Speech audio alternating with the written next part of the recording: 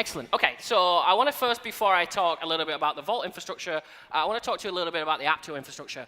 The reason I want to do this is because when you make a decision to deploy something in Apptio, you can't just decide willy-nilly to throw Vault into production.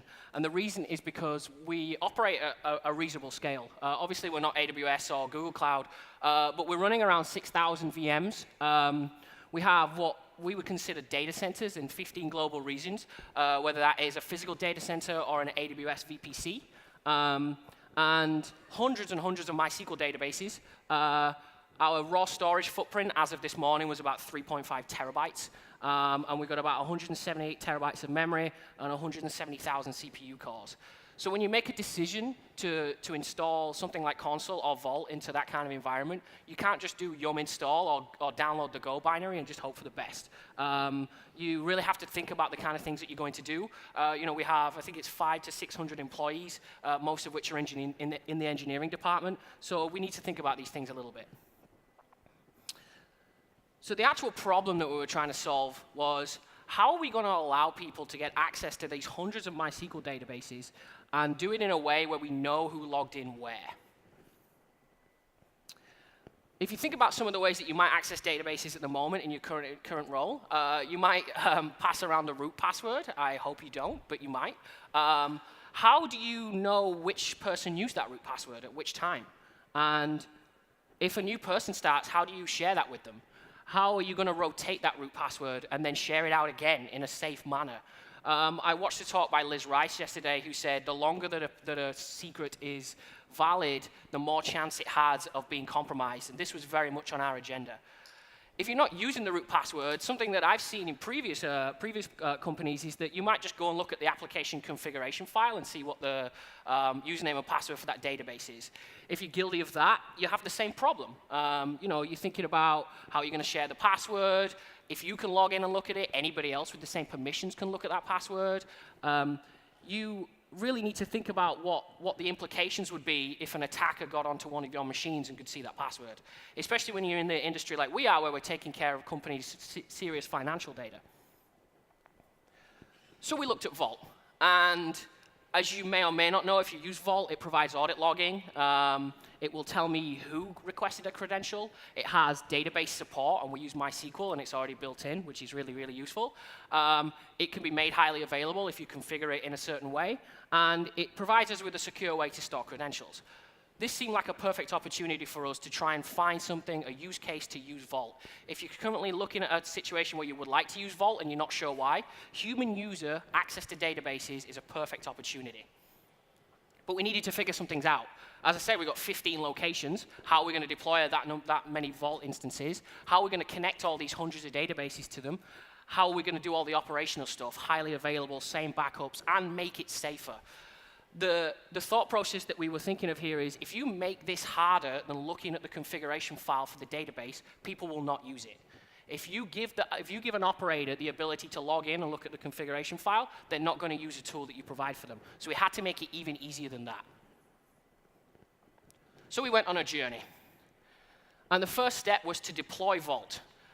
We'd already deployed Console, and we were using it in all of our data centers, and we spread it across racks in the data center, so we don't lose quorum when we lose a whole rack, which happens. We spread it across availability zones in AWS where it's available, and we connect all these things up using WAN Federation.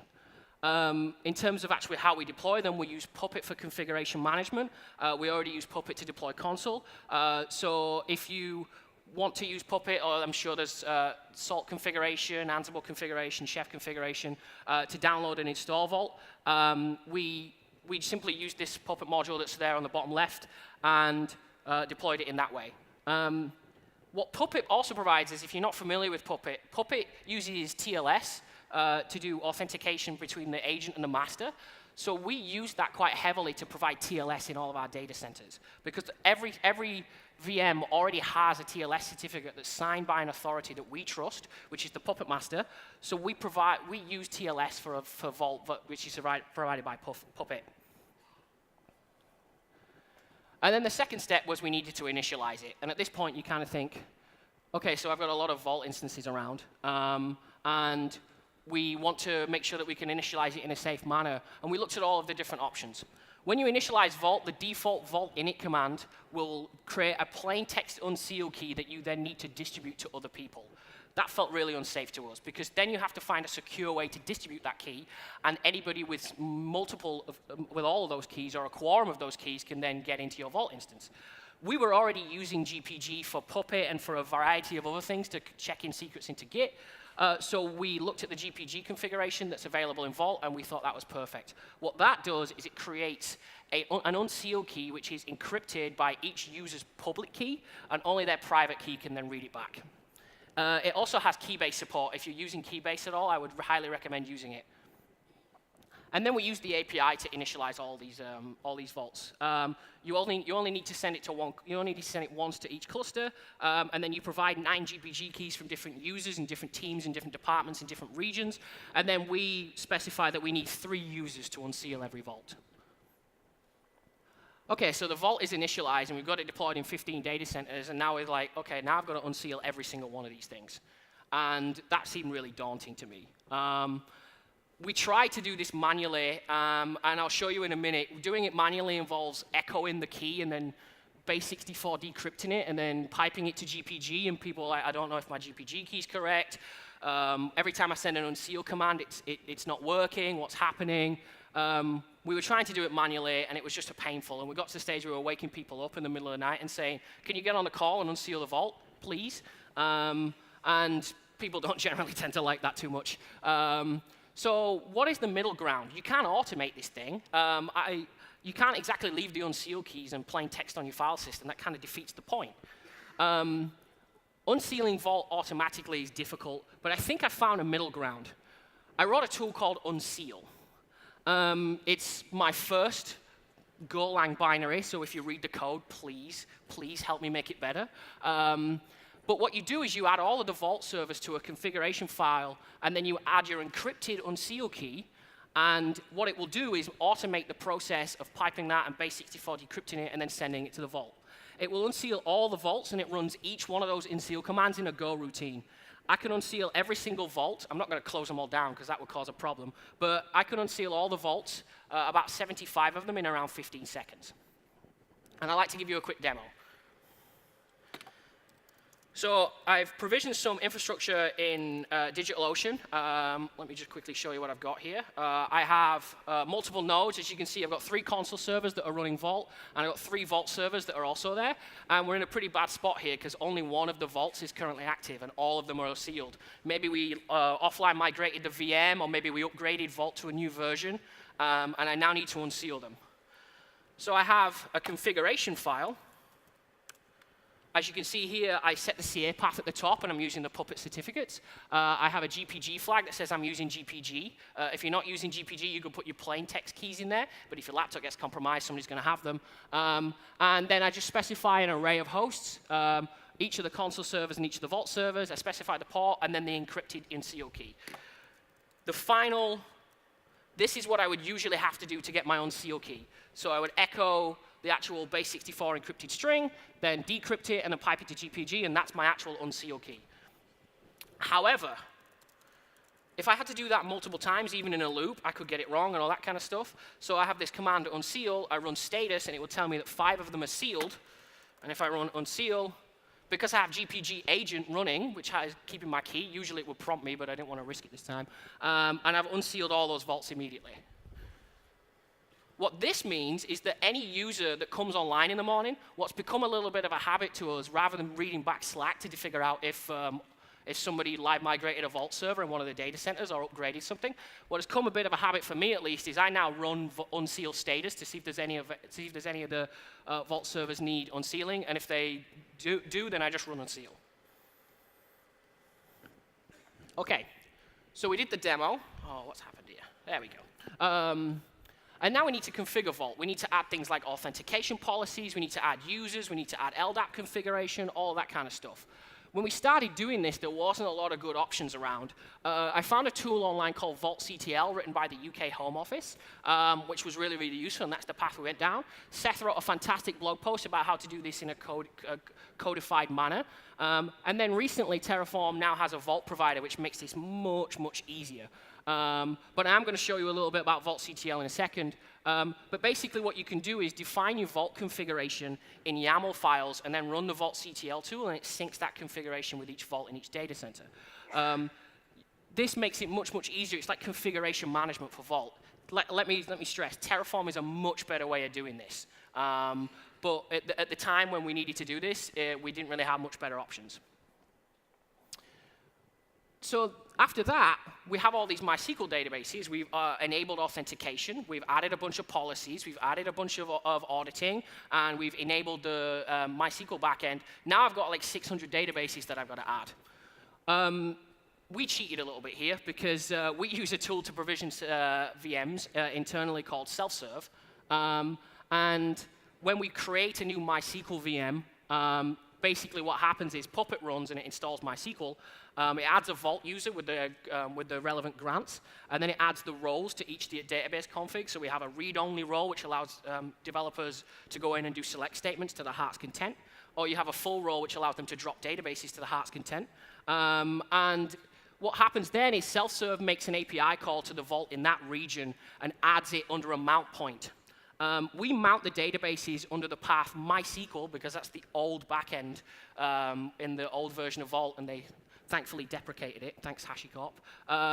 And then we add it under the host name, so we can add multiple databases to into each Vault in each region. What next? So now all my databases are enabled, and they're all in Vault. How do I make it easier for each operator, as we'll call them, to log into those databases? We use LDAP. We use Active Directory LDAP. So we obviously have a bunch of role-based access groups, and what we do is we map each developer or each operations person to a role-based access group and then configure LDAP from there. However, once this is done, you've given a bunch of people access to Vault because you've mapped the group to the policy, but people were starting to get really, really frustrated downloading the Vault binary and then adding -method equals LDAP, like they forget to do that, and then they'd add username equals Briggs, and they forget to do that, and then they're like, okay, what's the path again? I forgot what it is. How do I get my credentials again? And you could document this until the cows come home, but if it's 3 o'clock in the morning and you just want to log into a database to fix a problem, you're probably not going to read that much documentation. So this became tedious for a variety of reasons, so I busted out my terrible Golang skills again and wrote another tool called breakglass. This is now open source. It's under the Apptio GitHub repository. And basically what this does is it automates this process away for you. It's kind of inspired by the Vault SSH command, if you've ever used it, which will automatically generate your credentials and log you into a box. It currently supports MySQL, SSH access, and also Docker access. I have plans to add IAM support and any other backend that seems reasonable that we use. And I will happily, again, accept pull requests. This is not good code. Please let me stress that as much as possible. So let me show you a quick demo. So I have the breakglass tool installed. Again, because it's a Golang binary, it's just completely available, and you can see here that you have a bunch of available commands. This also has a configuration file. You can use the user pass. You can use the user path authentication method or the LDAP authentication method. No other authentication methods are supported. So if you use GitHub, it's not supported yet because it expects you to provide a username and password. And because I'm logged in as root, I've specified my username Briggs because I am doing it because I'm on DigitalOcean and nobody cares. And then I've specified the local vault in the data center, so vault.service.console. So here you can see I've got a MySQL instance, and I want to break glass of MySQL on the host mysql-0-.briggs.lan. If I run this, it will prompt me for my username and password. This would probably be my LDAP password, but in this case it's not. And it's creating me some credentials. I can then go use those. However, if I'm lazy, which because I'm a system administrator I am, I can provide an exec, and it will log me right into the box. This is really, really helpful when you're trying to log into a database in the early hours of the morning. Let me assure you, because I've used it many, many times. If I look at the audit logs,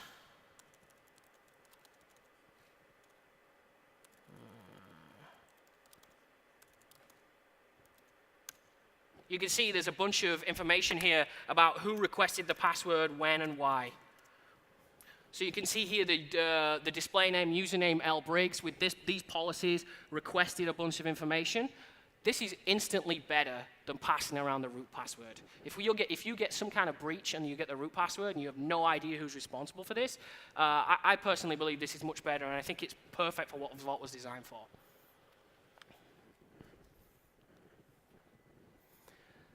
So I've absolutely motored through this, so I'm usually on final thoughts. What I would like to do real quickly is just show you the Vault CTL configuration. So here you can see there's a bunch, I've specified a file with the authentication types. In this case, I've got user pass. I have a bunch of policies, and in this particular case, I've called the policy operations because I'm in charge of Vault. I have a bunch of policies that I probably shouldn't have access to, like sudo to sys. And then users. I've created myself a user with a super secure password of password, and then assigned myself some policies. And to run that, all I need to do is run the vaultctl command from this directory. You can see I'm specifying vault.service.console on port 8200. That's my root token. I'm going to tear this down so you can't use it. And then I'm going to sync this directory. And then it's updated all of the configuration for Vault for me. Obviously, you probably wouldn't use the root token if you're using vaultctl usually. You would probably use it locally from your laptop or something like that. But in this case, because I'm just doing a demonstration, I didn't want to have to deal with all the policy stuff. And you can see here, I've it's added the backend, which was already created. The policies were already there. The users were already there. And I don't have any backends or secrets to sync, so it hasn't done any of that stuff.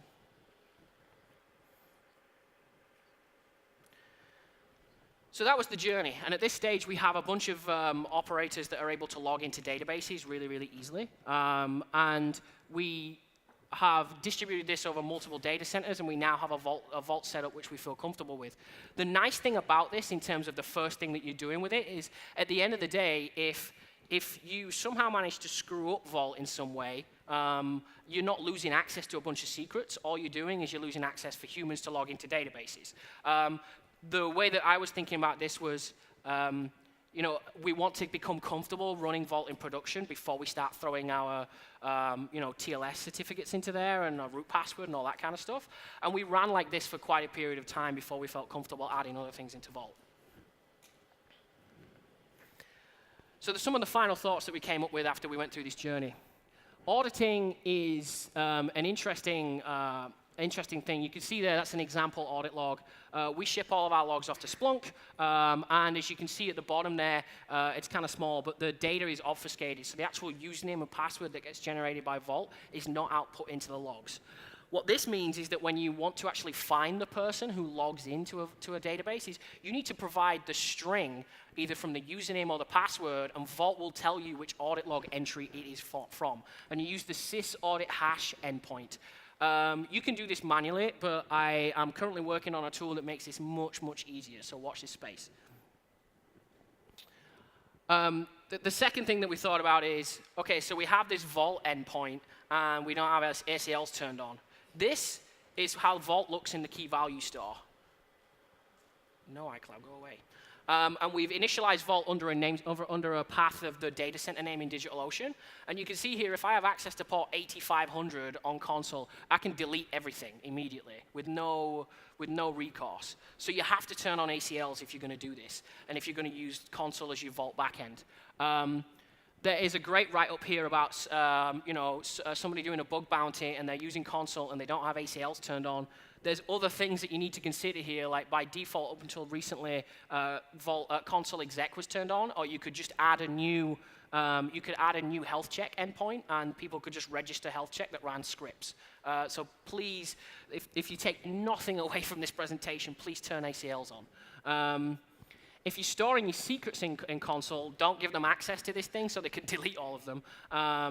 And you have to it's a little bit of an investment, but if you haven't deployed console up until now, or you're using console, I would highly recommend that you think about it. Backups. So once we've deployed all these vaults, we need to think about the story of how do we restore all this stuff to another data center during a disaster recovery event. As you can see earlier, we initialize Vault under a prefix. By default, it's Vault, but we add the data center underneath that as well. We never replicate secrets between data centers. We have things like customers who don't want their information being replicated out of region. We have customers who don't want their information to come into the United States, for example. And so for that reason, we made the decision not to replicate things into other regions. What that means is then you need to think about how you're going to deal with backups. Console now has a snapshot command. It didn't originally, but it does now, which is really, really useful. We take a snapshot once an hour, and then we copy them to another data center, which is reasonable for that region. So if it's in Europe, it goes to another European data center, and if it's in the US, it goes to another US data center. And then we test those restores regularly. All you have to do is start the Vault binary on a different port, connect it to an existing console. So you already have console in that data center, but you can initialize it under a new prefix. So for example here, if I had a DigitalOcean region of the San Francisco, I could initialize it under a different prefix, and I've got 2 vaults connected to one console. We do that via Ansible, so it starts Vault on a new port, it updates the configuration, starts it up, and then we get everybody to run unseal with the new configuration file, and then you can verify the integrity of those secrets, and then you can shut it down and you can come back to it later. Having an Ansible playbook to do that means that your disaster recovery story looks a lot better when you're doing those wonderful DR tests that you're supposed to be doing. So final things. We learned a bunch of lessons here. I learned a bunch of lessons here. But I think the first thing that I would take away from this is, if you want to use Vault, don't try and consider it as the be-all and end-all of your secret storage. Pick one thing and go and vault it. In my case, it was human user access to databases. But if you have a specific thing that you think could be much, much safer, I would recommend just picking one thing and iterating. Think about how you're going to do configuration, backups, and unsealing stuff. Hopefully the tools that I've written will help you, but you do need to think about how you're going to unseal the vault in the time of emergency, especially if you have a distributed team and you have 3 users who need to unseal it. Console has a bunch of backends. Vault has a bunch of backends. If you're already using Console, I would recommend using that as your backend because it gives you HA immediately. If you're in Amazon and you want to use one of the Amazon backends, then of course that makes sense. But Console gives you service discovery and all that kind of stuff. And then any kind of automated secret management has these kind of trade-offs. As long as you're aware of them and you can abstract and make them safer where possible, I think it makes more sense to automate them as much as possible. You will always have the secret zero problem. You will always have that kind of, how are we going to make this safe and distribute this kind of stuff without potentially jeopardizing, jeopardizing the situation. At the end of the day, as an operator, you are the biggest attack vector. I know I hear it get said all the time, I'm not a security engineer, but at the end of the day, I'm fairly sure if there's any InfoSec people in here, they're probably going to sprinkle USB sticks in the car park before they start thinking about how they're going to get through your firewall. So think about that. Unseal is useful, but it's only as useful as how safe you keep your personal laptop. And then the final thing that I think I'd like to say as a takeaway, engineers, at least from what I've seen, I personally think engineers love Vault for its HTTP API. I don't believe there's anything out there that does secret management in the same way that Vault does. I've seen hardware KMSs, I've seen a bunch of other open source tools, but having a HTTP API for your secrets that you can feel comfortable and secure with is a really compelling story. You might be in Amazon and using the Amazon KMS, and that's fantastic too. But if you're in the physical data center game like we are, you need to come up with other solutions. Unfortunately, that's all I have. I have about 11 minutes left, so apparently I talked too fast. It was fantastic to share this with everybody, and I would like to thank Nick for giving me the opportunity to do this.